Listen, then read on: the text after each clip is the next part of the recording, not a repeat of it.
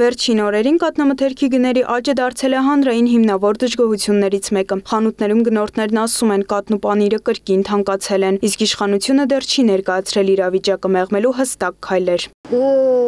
Հենց հենանում ծոված մեռում ենք։ Ուրիշը դե գախնի բան չկա։ Մածունը 700 քանի դրամ։ Կաթնամթերքը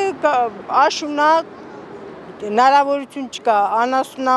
բուծական պերմաները քչացել, ստիվածը դες պետք լինի, բա ինչ պետք լինի։ Դե թանկացումները միշտ լավ չէ, բնականաբար։ Թանկանում ամեն ինչը լավ չի։ Արդեն երրորդ շաբաթն է աշտարակ կաթը բարձրացրել է իր արտադրանքի գինը միջինը 20-ից 50 դրամով, այլ արտադրանքների գնաճն ավելի կտրուկ է 100 եւ ավելի դրամով։ Ազգային ժողովի Հայաստան խմբակցության падգամավոր Արթուր Խաչատրյանն այս իրավիճակը որակում է սոցիալական ռիսկ։ Նա դիմել է աշխատանքի եւ սոցիալական հարցերի նախարարությանը, պարզելու նախատեսված են արդյոք ինչ-որ միջոցառումներ սոցիալական բարդությունները մեղմելու համար։ Ինձ հետաքրքիր է, աշխատանքի եւ սոցիալական հարցերի նախարարն ինչ-որ քայլեր ձեռնարկելու է այս թանկացումներով պայմանավորված սոցիալական բարդությունները մեղմելու համար, թե դարձյալ մտածում է իր թուրք գործընկերուհու հետ հաջորդ հանդիպման մասին։ Մրցակցության եւ սպառողների պաշտպանության հանձնաժողովն էլ ասում է, շուկային հետևում են, իսկ գերիշխող դիրքեր ունեցող ընկերությունների նկատմամբ վարույթներ կարող են սկսվել միայն այն դեպքում, երբ ապացուցվի գնային մանիպուլյացիա։ Հանձնաժողովը նայում է շուկան, եթե լինեն գերիշխող դիրք ունեցող ընկերություններ, ապա վարույթներ կհարուցվեն։ Հանձնաժողովն այնտեղ, որտեղ չկան գերիշխող դիրք ունեցող ընկերություններ, շուկան ազատ է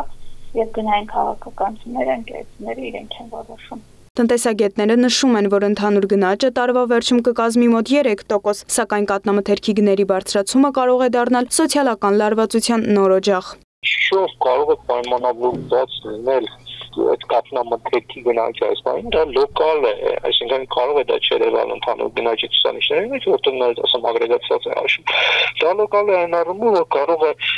կաթնամթերքի արտադրության շղթային մեջ